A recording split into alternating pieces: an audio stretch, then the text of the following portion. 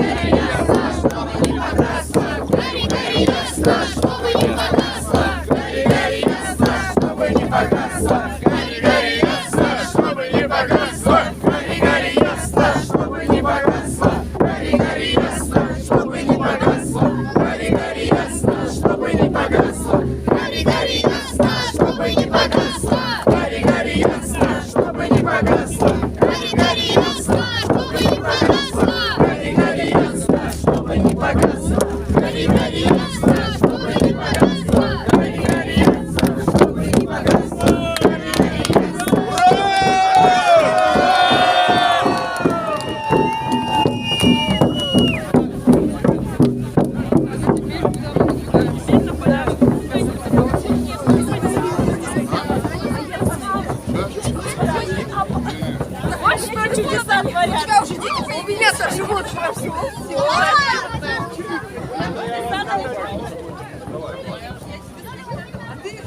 Я понял, давай, вообще.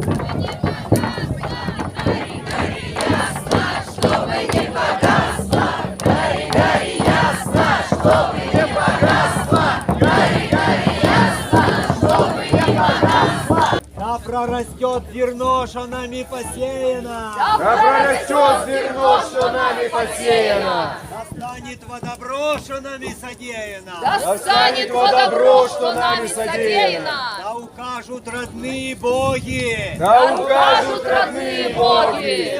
Верные пути дороги. Верные пути дороги. Светлую чертогу твоему. По светлую чертогу твоему.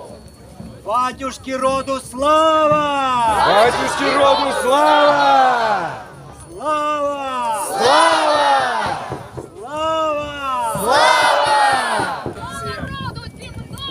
Слава роду земному. Да всем сородичам по праве живущим! Да всем сородичам по праве живущим. Ой, слава! Ой, слава! Ой, слава!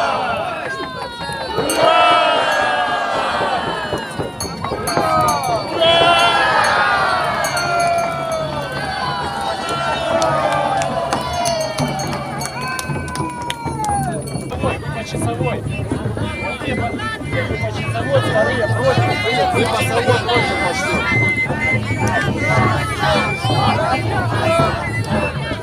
Гори, ясно, чтобы не подастся!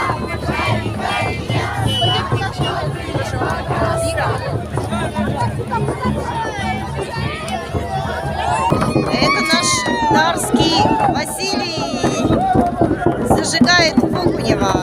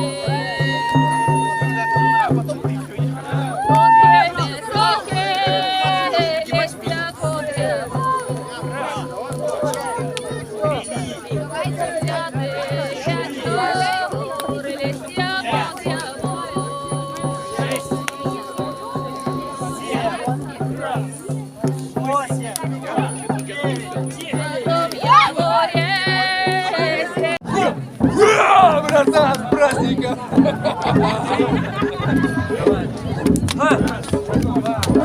Опа!